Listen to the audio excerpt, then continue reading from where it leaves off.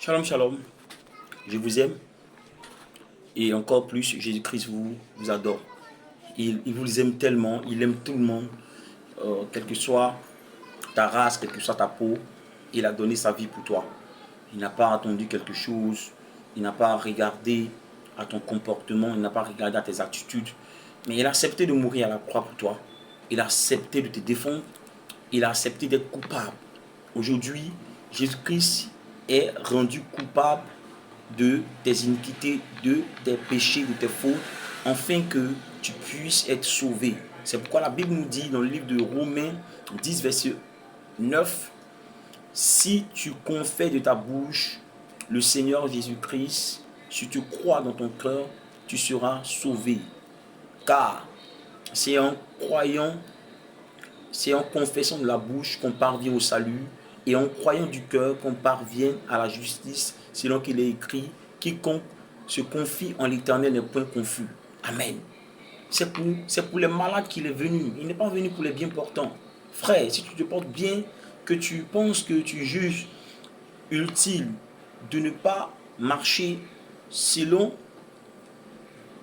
sa voix, selon sa parole, je dis bien selon sa parole, non pas ce que les hommes ont endoctriné nos églises, les hommes ont donné des éthiques, ont donné des lois en un point fini, ça fait que l'église est devenue compliquée, l'église est devenue difficile, les gens ont peur d'aller à l'église. Pourtant, lorsque Jésus-Christ est venu, la Bible dit, revêtu de la puissance de l'Esprit, Jésus-Christ homme, mais Dieu dans l'Esprit, il est venu pour racheter tout, il est venu pour confondre les pharisiens, les sages, les scribes, ceux-là même qui pensaient avoir le monopole de la religion. Et la Bible dit, ces personnes-là ont tellement endoctriné l'église que Jésus-Christ est venu pour un fondement bien précis. Il est venu pour établir les fondements de l'évangile. Il est venu pour prôner l'amour de Dieu. Il est venu pour prôner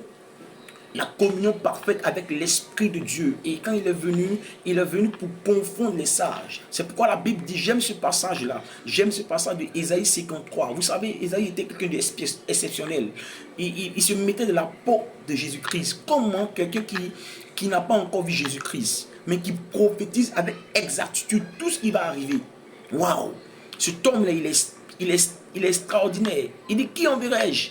Il s'est présenté et il était l'un des prophètes qui pouvait prophétiser 3000 ans avant que ces choses-là pouvaient s'accomplir. Amen. Il était particulier. Il était particulier parce que toutes les prophéties d'Ésaïe se sont réalisées à la lettre. Ce qui fait la différence entre un prophète, c'est celui qui parle de la part du Seigneur et c'est celui qui se réalise, pas celui qui bavarde. Il y a beaucoup de personnes qui bavardent. Je ne dis personne. Je ne prends pas des doigts à quelqu'un, mais Jésus-Christ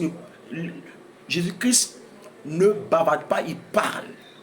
Et avant, on avait des qualités de prophète. Quand il sortait, ils étaient concis et précis. La Bible dit, des personnes qui partaient voir le prophète Élie, et ils avaient peur. Pourquoi? Parce qu'il y a des personnes qui sont allées le croiser, et ces personnes-là ont été consumées par le feu. Mais aujourd'hui, on a beaucoup de prophètes qui bavardent. Mais parmi ces personnes-là, il y a des prophètes du Seigneur. Vous savez, il y a toujours de la qualité dans la quantité. Je répète, il y a toujours de qualité dans la quantité. Pourquoi? Parce qu'il y a des personnes qui ont décidé de donner leur cœur à Jésus-Christ. Comme Ésaïe. Ésaïe dit, Jésus-Christ dit, qui enverrai-je? Pourquoi? Parce qu'il y avait un manque. Il y avait un besoin crucial que Dieu avait pour annoncer les prodiges, pour annoncer les signes qui allaient arriver dans le temps.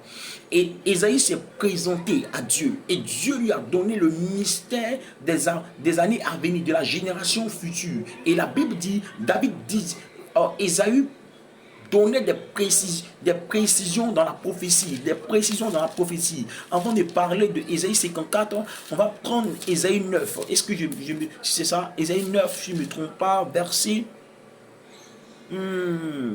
Verset Ésaïe 9, verset 4 maintenant. Je vais partir au verset 4. On dit, car toute chaussure qu'on porte dans la menée et tout vêtement guerrier roulé dans le sang seront livrés aux flammes pour être dévorés par le feu.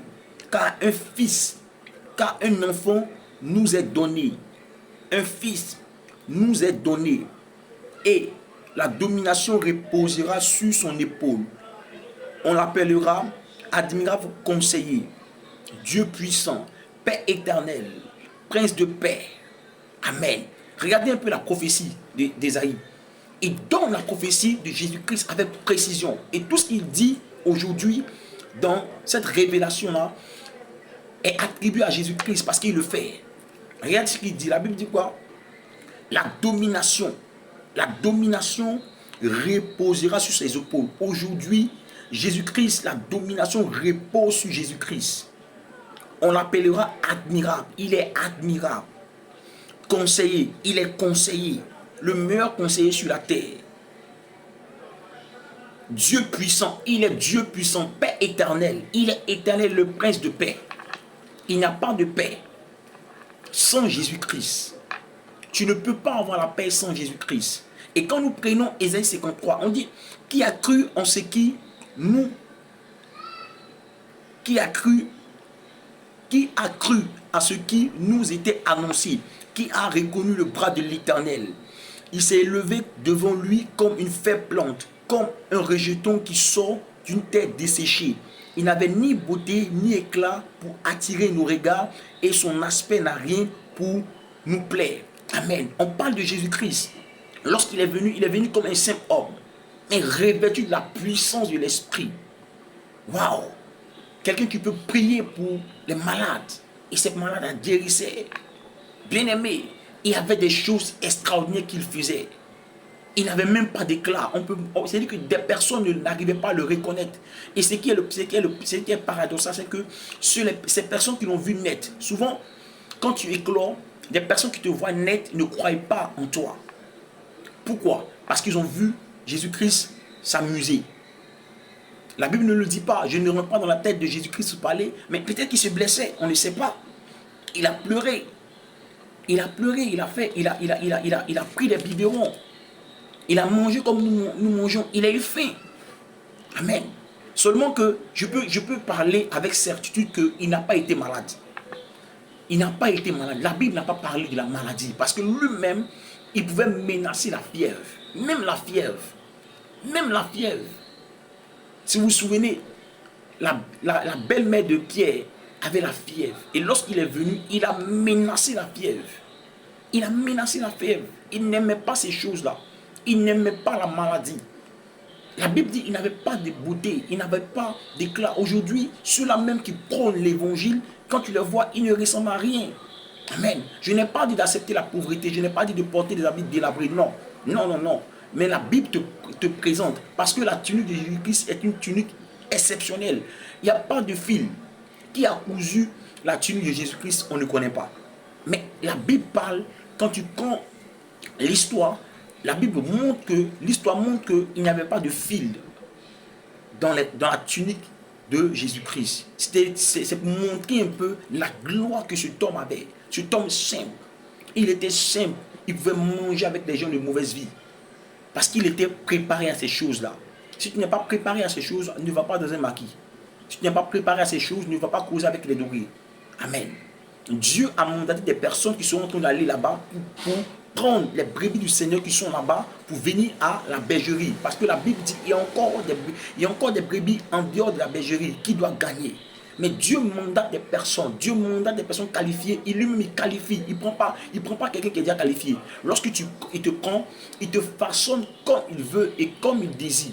Nous prenons l'histoire de Moïse. La Bible dit Moïse a été élevé dans la maison de Pharaon. Moïse a été endoctriné comme Pharaon, comme les enfants de Pharaon. Il connaissait la culture Pharaon. Il était un Pharaon. Mais lorsque Dieu l'a appelé, la Bible dit qu'il y a une autre formation. Il y a une autre formation du Seigneur. Pendant 40 ans, Moïse a subi une autre formation. Amen, amen. Il a subi une autre formation. Il a été inculqué par rapport aux valeurs que Dieu voulait lui donner. Amen, amen. Parce que le combat qu'il allait opposer, il partait affronter un Dieu et non pas le peuple. Parce que Pharaon, en ce temps, était considéré comme Dieu. Donc, il fallait que Moïse, que les Égyptiens ont vu net. Quand il est venu, ils l'ont banalisé. Ils l'ont banalisé. On dit, mon gars, c'est nous, on t'a nourri. On t'a retiré des eaux. C'est nous, on t'a donné le nom de Moïse. Mais ce qu'elle avait oublié, c'est que dans la prédestination, Moïse s'appelait Moïse. Donc, l'Esprit de Dieu a parlé à son esprit que cet homme-là doit s'appeler Moïse. C'est pourquoi elle peut appeler Moïse sans qu'elle ne le sache. Aujourd'hui, tous les noms que nous avons, on pense que c'est nos parents qui nous donnent, mais depuis la prédestination, Dieu avait mandaté, Dieu avait écrit le nom de chaque homme qui devait naître sur la terre.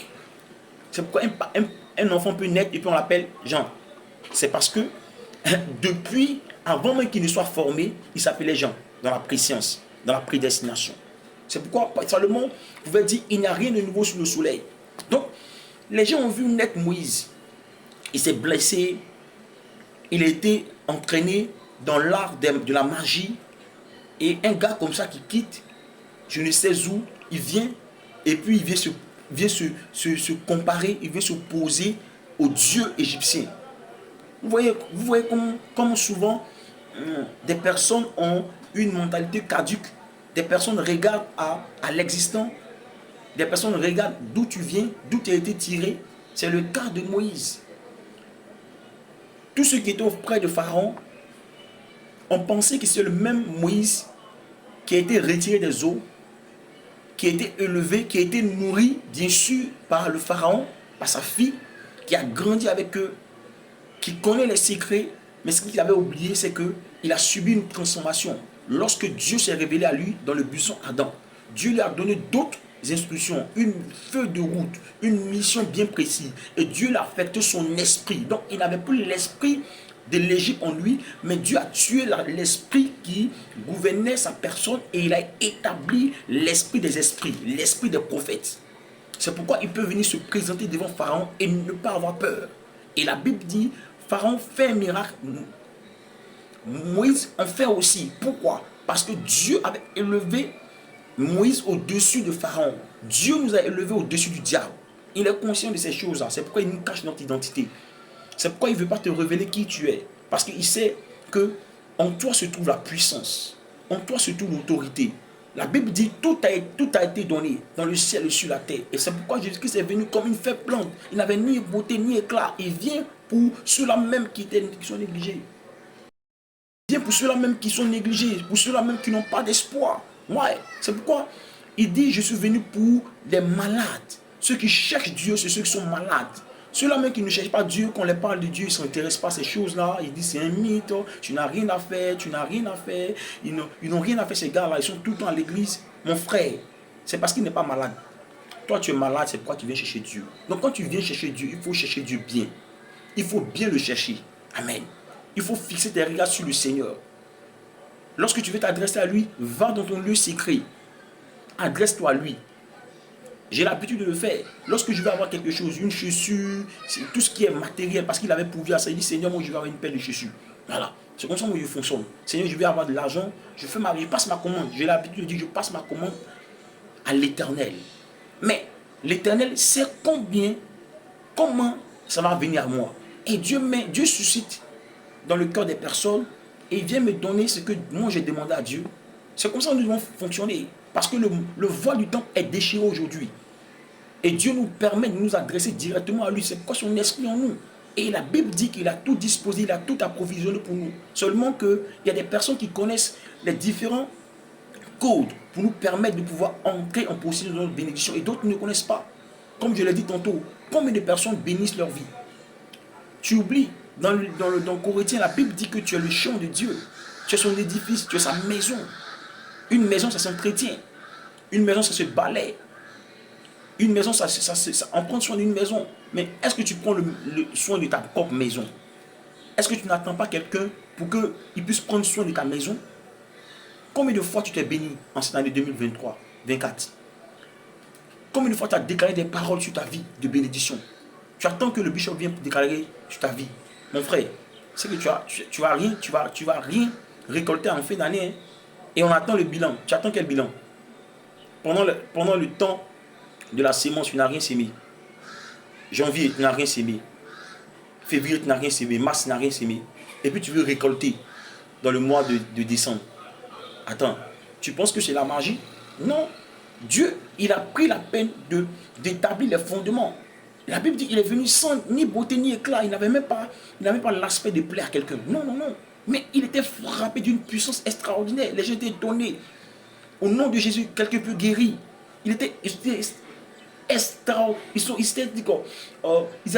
étonnés de son enseignement avec autorité, vie. Il ne parlait pas des choses personnelles, mais il parlait des choses collectives. Il parlait de son Père. Aujourd'hui, nous, en tant qu'enfants de Dieu, en tant que fils de Dieu, on doit prôner Jésus-Christ. On doit s'effacer et montrer la star des stars qui est Jésus-Christ de Nazareth. Parce que Jésus-Christ montrait que Dieu était la star des stars. C'est pourquoi il pouvait dire, je fais ce que je voyais faire mon Père dans les cieux. Il dit, celui qui m'a vu a vu le Père. Pourquoi? Il parlait du Père. Et tant que tu ne vas pas rentrer dans ce mystère pour permettre au Saint-Esprit de parler de Jésus-Christ, tu ne pourras pas vivre l'extraordinaire de Dieu. Parce que tout est calé. Tout est disposé. C'est une question de temps. C'est une question de temps. Mais quel sément tu mets dans ta vie? Tu veux te marier, tu ne sèmes pas le mariage. Je le dis tantôt. Tu as l'impression que ça se répète, mais c'est ça. Aujourd'hui, on veut faire les choses sans parler, sans s'aimer. Pourtant, on a une âme puissante. Le pouvoir de la langue. Elle est puissante, elle est forte. Elle a encore un effet puissant dans la vie des hommes qui s'aiment. Dans le chant, les paroles, les déclarations de bonnes paroles. Et au bout d'un certain temps, tu seras en train de voir les choses se réaliser dans ta vie. Parce que Dieu a institué les choses comme ça. C'est important. On continue. On dit que, au verset 3, on dit, mépriser et abandonner des hommes de douleur habitués à la souffrance. Habitués à la souffrance pour qui? Pour toi. Il y a des gens qui veulent porter leur souffrance, leur fardeau. Je disais tantôt à mon élément que je n'ai pas l'argent même. Et puis, l'argent que j'ai là, ça ne me suffit pas présentement. Je ne peux pas mettre ça dans le médicament. Non, non, non. Donc, je préfère croire en ce que Dieu dit qu'en ce que mon corps va me dire ou en ce que le médecin va me dire. Ça, c'est personnel. C'est personnel à moi. Je suis guéri, un point, c'est tout. Et je le déclare, je le confesse au nom de Jésus-Christ. Je n'ai pas besoin de prendre un médicament. Si tu veux prendre un CAC, mais ça te coûte 2500. Oui, ce n'est rien, mais je n'ai pas l'argent de ça. Voilà. Mon CAC 1000 là, c'est Jésus. Mon médicament, c'est Jésus-Christ. Mon Doliprane, c'est Jésus-Christ.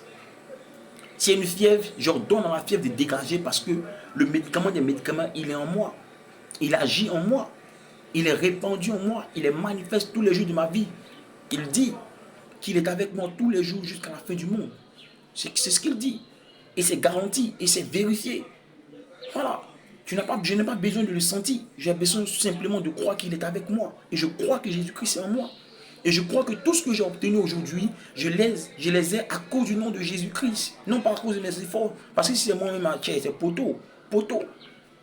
Toutes les difficultés aujourd'hui, tous les diplômes que j'ai pu avoir, c'est Jésus-Christ. Malgré toutes ces difficultés, il y a des personnes qui ont abandonné. Il y a des personnes qui sont restées dedans. Mais Dieu m'a fait la grâce aujourd'hui d'être diplômé. Ce n'est pas moi. Ce n'est pas mon intelligence. Si c'était ça la chair, il était KO.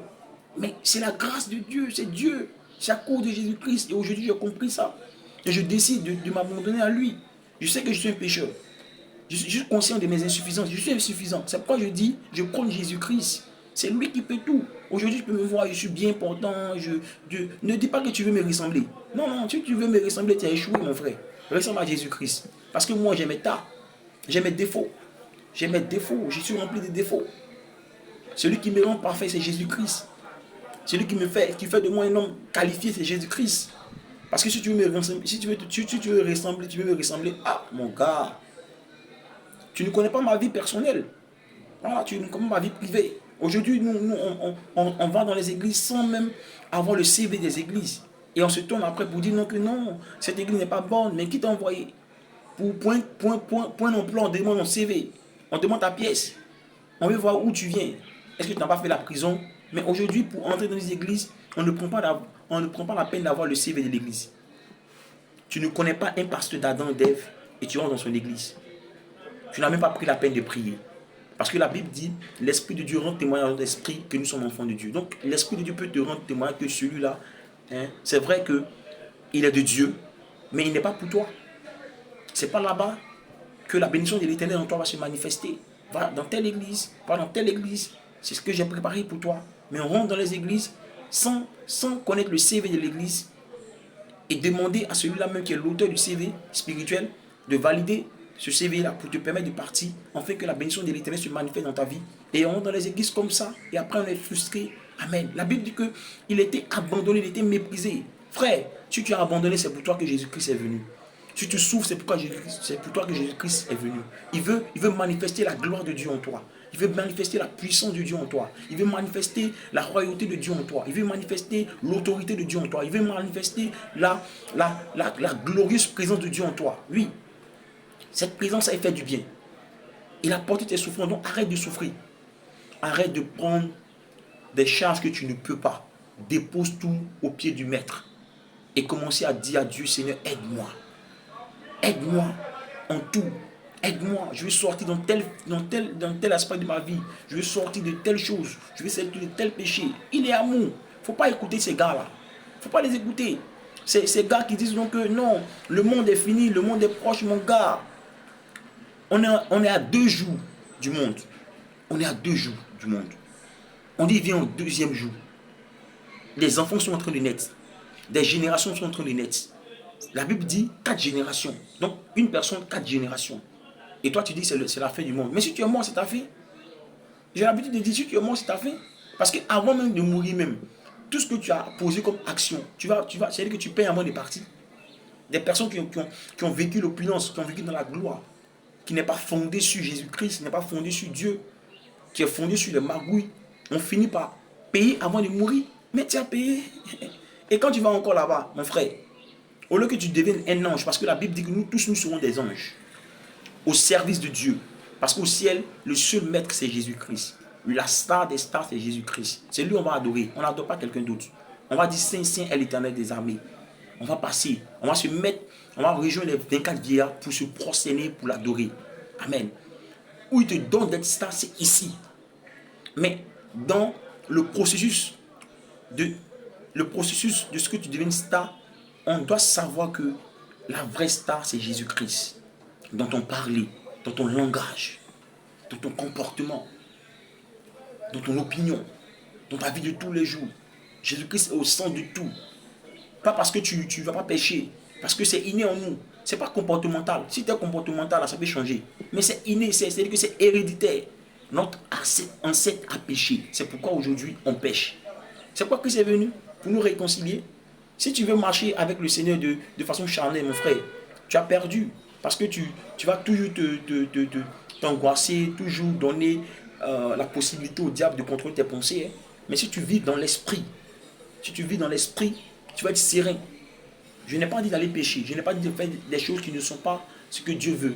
Non. Mais vivre dans l'esprit te donne d'être une personne équilibrée, bien précis, bien concis, qui ne vacille pas, qui ne tremble pas. Parce qu'il est un maître, il est un Seigneur, il est un sauveur, c'est Jésus-Christ de Nazareth.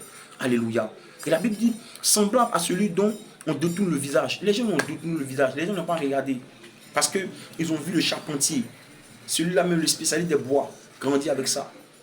Et ce qu'ils avaient oublié, c'est que de sa naissance à 12 ans, la Bible parle de lui. Il naît à Bethléem, après il va en Égypte, il revient en Judée, après en Nazareth. À 12 ans, la Bible dit il va dans le temple, il confond les sages. Et après les 12 ans, la Bible ne parle plus de lui jusqu'à 30 ans. Pendant ces 18 ans, la Bible n'a pas mentionné de 12 ans à 30 ans, la Bible ne parle plus de Jésus-Christ. Pendant ce temps-là, il a fait quoi? Et je le dis, je le répète, la seule personne qui peut te dire le temps de préparation, parce que moi je considère combien de temps de préparation, c'est le Saint-Esprit qui peut te révéler cela avec précision, c'est le Saint-Esprit. C'est pourquoi quand tu ne copies pas avec le Saint-Esprit, tu ne coopères pas avec le Saint-Esprit, quand tu ne composes pas avec le Saint-Esprit, tu es fade en fait. Tu es fade, tu es sans saveur. Parce que c'est lui qui peut te donner les codes, qui peut te déchiffrer les codes des 18 ans de préparation, parce qu'il a passé 18 ans de préparation où le Seigneur n'a pas dit. La Bible nous parle de lorsqu'il partait maintenant dans le Jourdain pour se faire baptiser, pour avoir encore aux yeux des hommes, parce que aux yeux de Dieu, il avait déjà la caution. Amen. Je pète. Il est allé vers Jean-Baptiste pour avoir la caution aux yeux des hommes et non pas de Dieu. Parce qu'à partir du moment où il était au ciel avec le Seigneur, il avait déjà la caution de Dieu. C'est pourquoi un appel a été lancé pour un sacrifice. Personne n'a désisté. Tout le monde a désisté. Mais il s'est donné. Pourquoi? Parce qu'il avait déjà, spirituellement parlant, il avait déjà le code. Donc, c'est-à-dire que la coopération divine, c'est déjà dans le spirituel et non dans le physique. Mais il fallait que dans le physique, tout le monde voie que tu as eu le code dans le spirituel. C'est pourquoi il vient vers Jean et aime qu'il est, il demande à Jean de se faire baptiser. Donc il dit non, non, non, c'est toi qui es Dieu, c'est toi qui dois me baptiser. Non, non, non, baptise-moi pour que ce que la parole a dit, tu vois, les Écritures s'accomplissent. Il ne faisait rien sans la parole de Dieu. Aujourd'hui, nous, on fait des choses sans la parole de Dieu. On est en dehors de la parole de Dieu. Même quand on a la parole de Dieu, on est hors contexte. On prend un contexte et puis on fait un commentaire là, rapidement, et puis on se laisse comme ça. Écartant le Saint-Esprit. Il y a la vie de la parole, il y a l'esprit de la parole. Si tu n'as pas l'esprit de la parole, tu ne pourras pas donner avec précision un commentaire spirituel de la parole de Dieu. C'est pourquoi au logos, il faut ajouter le réma. Mais le logos, il est important, il est capital.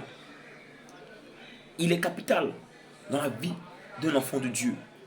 Il faut connaître la parole de Dieu. Il faut lire la parole de Dieu. Il faut essayer de méditer, de réfléchir longuement sur cette parole-là. Il faut enregistrer la parole de Dieu, s'il le faut, sur la table de ton cœur, parce qu'elle va t'aider. La parole de Dieu est une source de vie. Quand elle est en toi, qu'elle est en magasin dans toi, elle te fait du bien. Et te faire du bien. Lorsque tu traverses une situation de crise, lorsque tu traverses une situation difficile, cette parole-là remonte et elle parle à ton esprit. Elle parle à ton esprit. Elle te dit, en Psaume 23, l'Éternel est ton berger, tu ne manques de rien. Christ est en toi l'espérance et la gloire.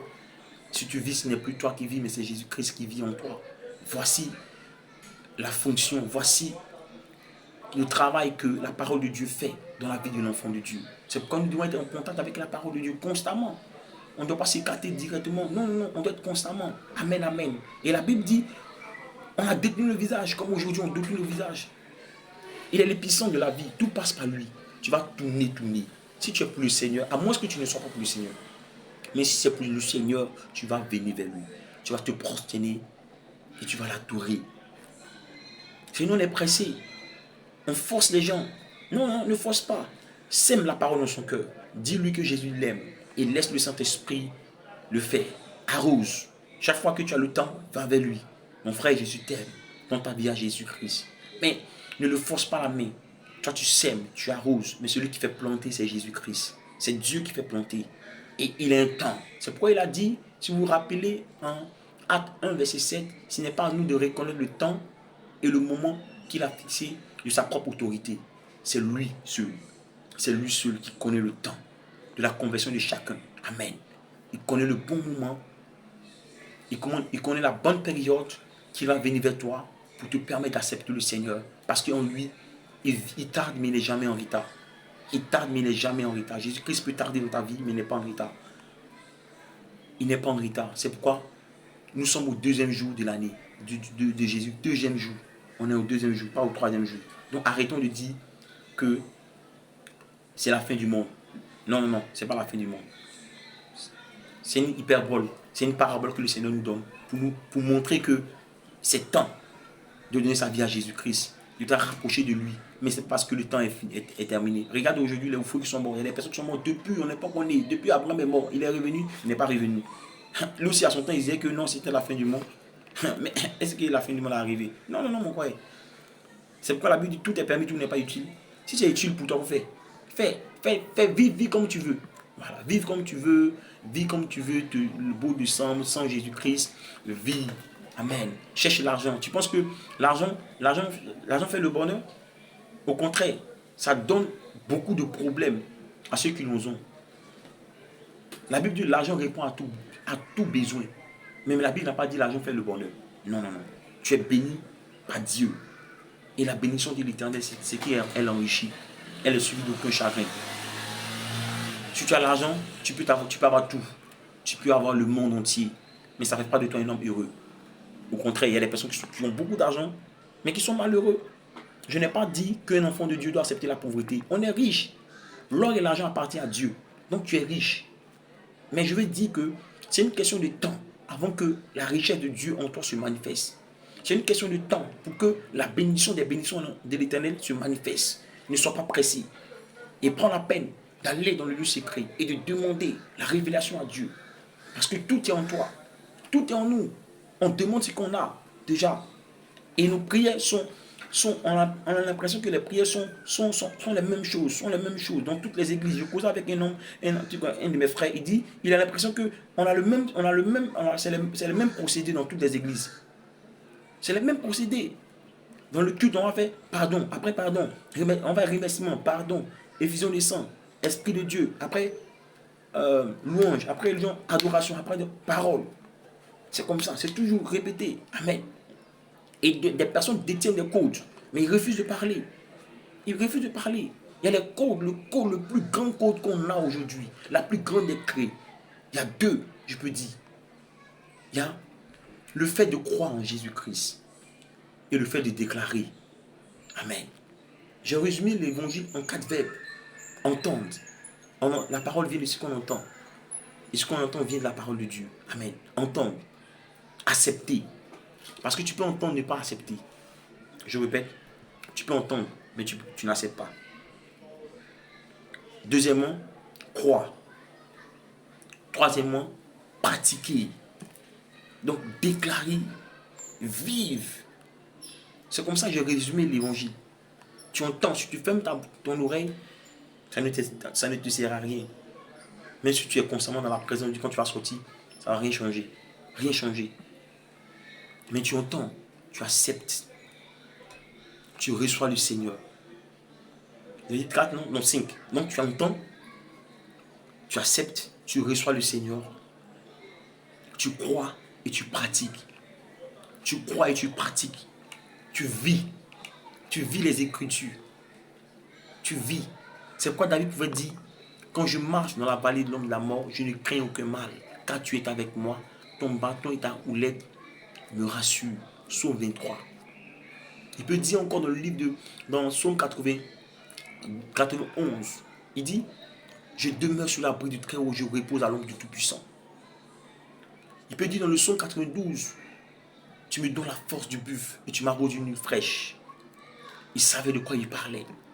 Il connaissait cette personne-là. Il a senti, il a vu à l'œuvre. Quand tu vois Jésus-Christ à l'œuvre dans ta vie, tu ne peux que le remercier. Tu ne peux que parler de ce Dieu extraordinaire qu'il est. J'ai vu le Seigneur faire des choses extraordinaires au travers de mes mains. Dans ma propre vie, il a fait des choses extraordinaires. Extraordinaires. Difficile d'aller à l'école. Très difficile d'aller à l'école. Parce qu'il n'y a pas le monde, il n'y a pas l'argent. Mais dans ces conditions difficiles, Dieu ne m'a pas abandonné. Il ne m'a pas abandonné.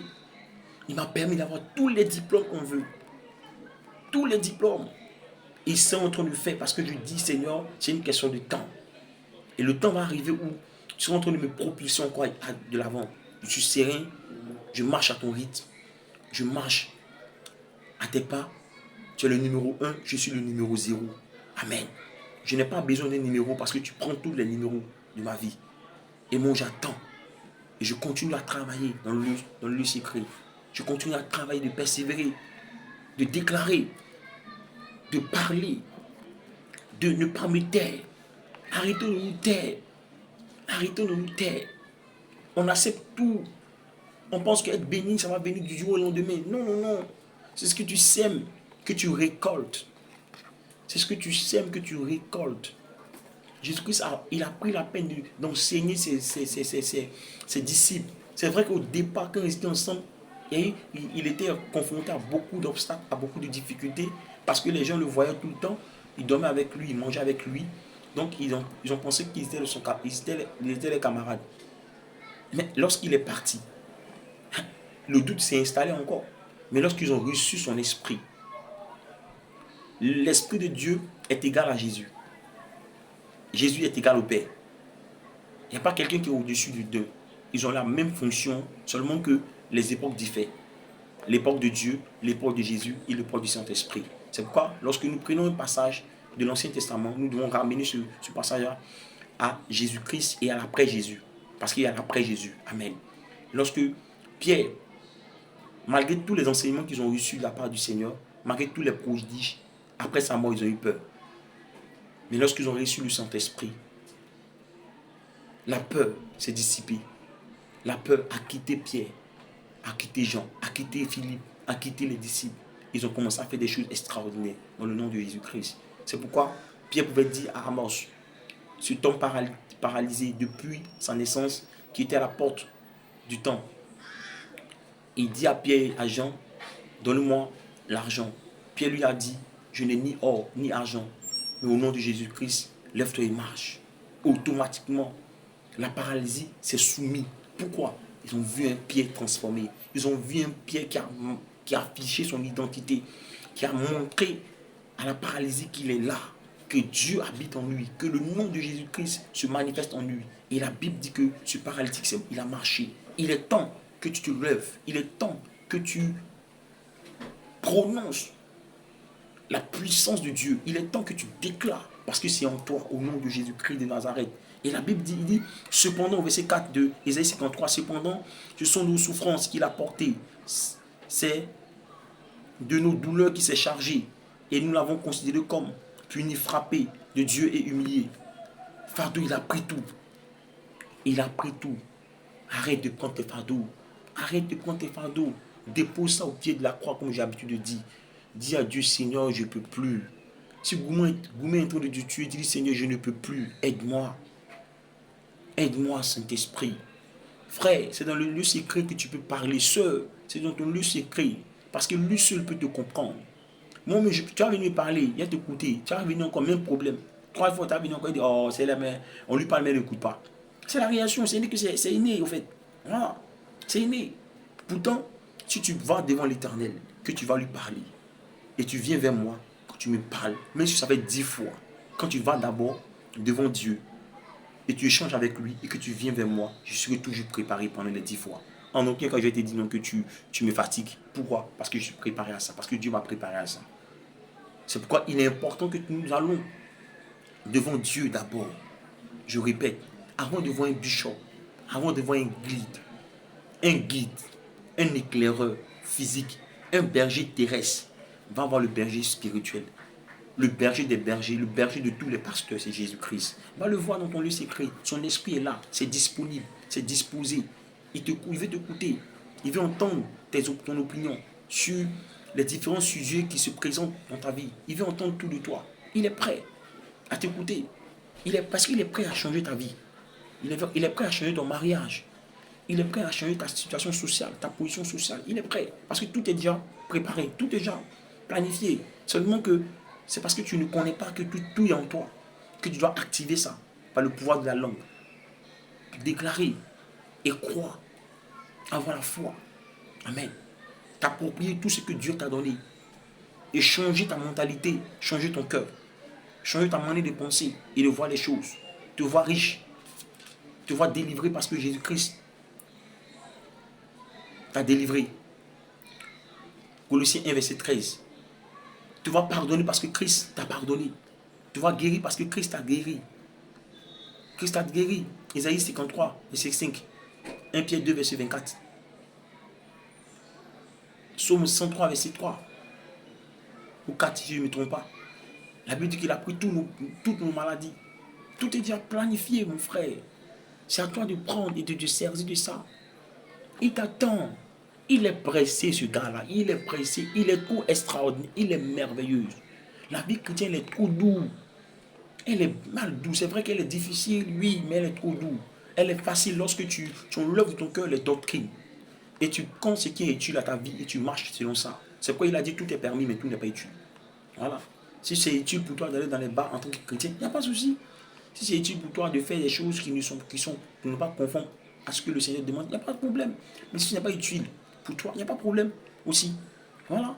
C'est ce que la Bible dit dans le livre de Galates. J'aime ce verset-là. Quand j'ai vu ça dans mes temps de méditation, je dis waouh, c'est important. C'est-à-dire que arrêtons de parler, de faire des discours qui n'ont pas de sens et laissons tout. Parce que tout ce que nous avons fait sur cette terre-là, chacun sera responsable de ce qu'ils sont en train de faire. Regardez ce verset-là. Galates 6, verset 5. Car chacun portera son propre fardeau. C'est pourquoi la Bible dit au verset 6 que celui à qui l'on enseigne la parole, non, je reste ça va, car chacun portera son propre fardeau. Et chacun va porter son propre fardeau. Voilà. Bagage là, c'est toi sur ton bagage.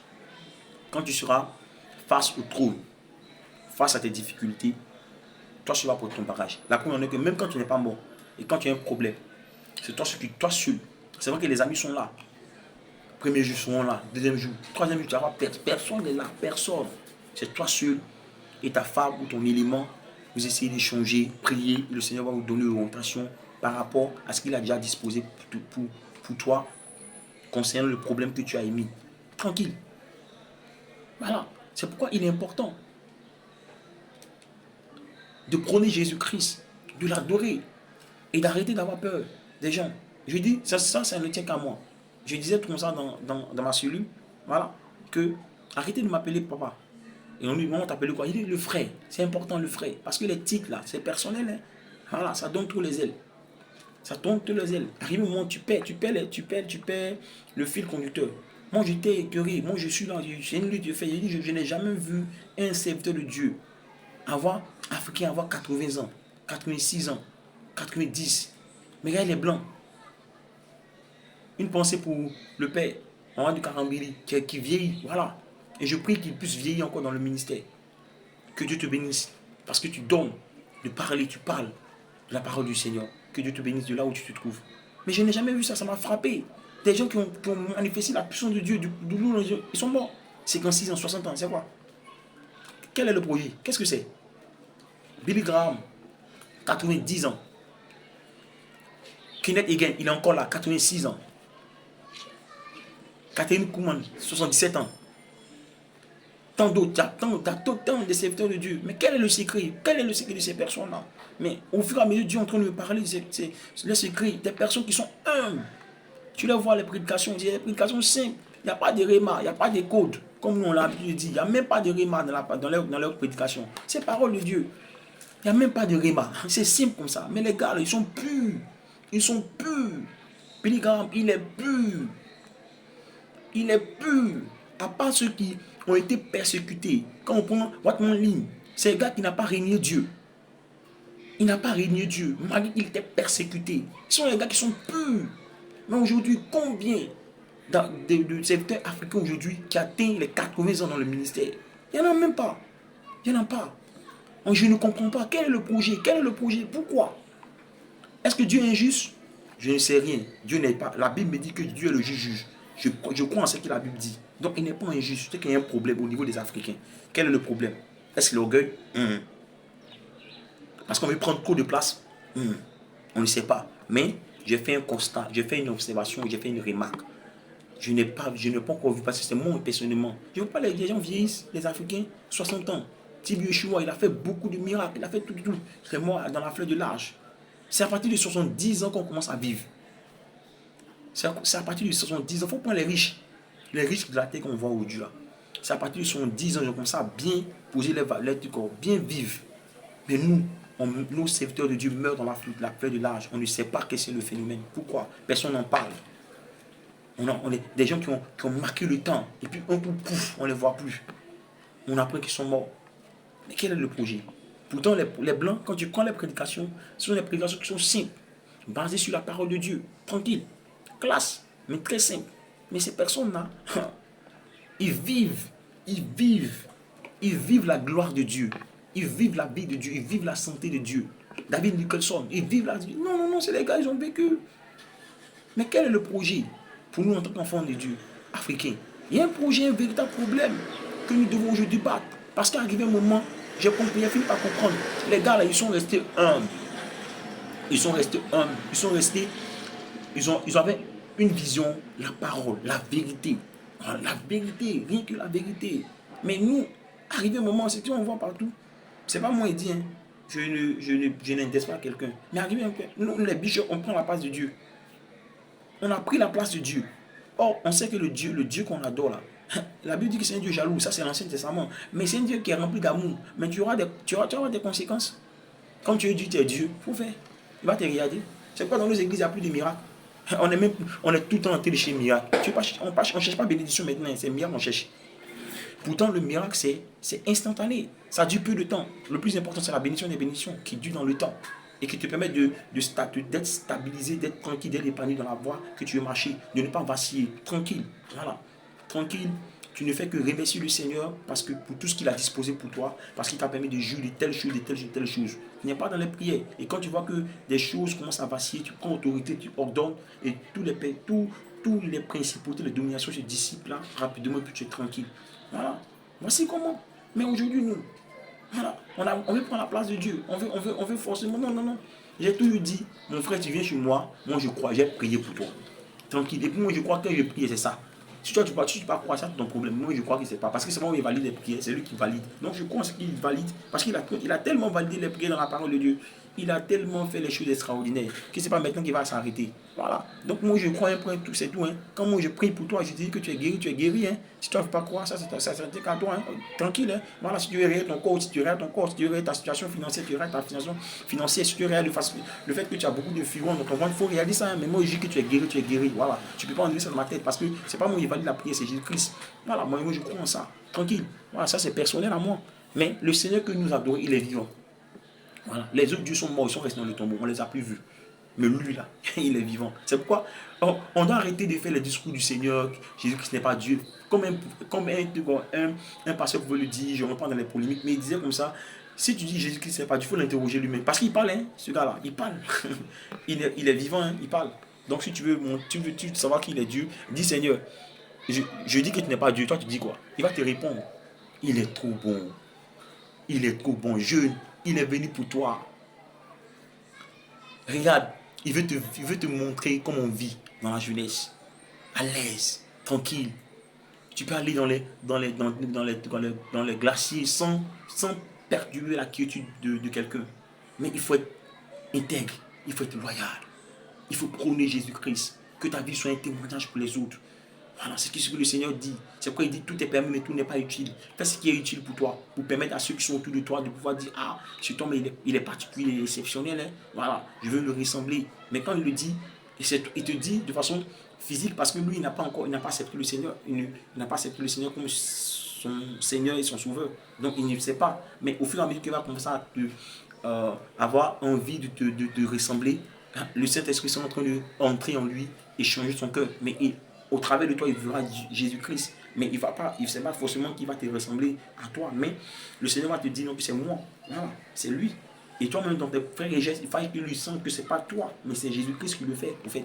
Voilà, donc Dieu nous bénisse, Dieu est avec nous, Dieu nous éclaire, Dieu nous conduit. Et je vais dire à une personne que Jésus-Christ t'aime, ne regarde pas ceux qui te criminent, ceux qui disent c'est fini pour toi, que Dieu ne peut pas te pardonner. C'est pas le temps. Parce que là, moi, je disais comme ça à mon élément que la justice de Dieu, là, ça finit par pardonner. Et quand il pardonne, il oublie. Il n'a pas ce temps-là. Voilà, il n'a pas ce temps. Il a le projet de Dieu, c'est un projet de paix et non de malheur. Il n'a pas ce temps-là. Mais la justice de l'homme, elle pardonne difficilement. Elle pardonne difficilement. L'homme pardonne difficilement. À partir du moment que tu vois quelqu'un qui pardonne facilement, c'est que Jésus-Christ a pris son cœur. Et son cœur repose sur Jésus-Christ. Son cœur repose sur le pardon de Jésus-Christ, sur l'amour de Jésus-Christ. C'est pourquoi on arrive à pardonner. Tout ce qu'on arrive à faire, ça ne vient même pas de nous, ça vient de l'œuvre que Christ a accomplie à la croix. Donc, nous devons nous aimer. Arrêtons de juger les uns des autres. Arrêtons faisons des critiques positives, des observations pour emmener le corps de Christ à avancer, pour gagner encore des âmes à l'éternel, pour qu'on puisse avoir un paradis 100%. C'est possible. Amen, c'est possible. C'est possible parce que même quelqu'un qui est en train de mourir, qu'il accepte le Seigneur, il ira au paradis. La Bible nous donne l'exemple du brun à la croix qui a accepté le Seigneur pendant qu'il mourait, il est allé au paradis. Amen. Donc, c'est-à-dire que quelqu'un qui a vécu une vie de débauche, une vie contre nature, au soir de sa vie, peut accepter le Seigneur et aller au paradis. C'est vrai qu'il ne va pas rattraper les années qu'il a perdues, mais il va aller au paradis. Amen. Donc c'est ce que le Seigneur voudrait. C'est quand nous devons être des semeurs. Simon, Simon, Simon, Simon. Et laissons le Saint-Esprit faire le reste. Que Dieu vous bénisse. Shalom chez vous. Je prie pour la fin. Seigneur, je bénis ton nom. Je te rends toute la gloire pour toutes ces personnes qui sont en train d'écouter. Je prie que tout ce qui a été dit sur la table de leur cœur soit maintenant pris par le Saint-Esprit pour se répandre dans leur vie au nom de Jésus-Christ de Nazareth. Et que tu donnes, Saint-Esprit de Dieu, de manifester Christ, de manifester son amour, de manifester sa paix, de manifester sa joie partout où nous serons, dans le nom puissant de Jésus-Christ. Amen.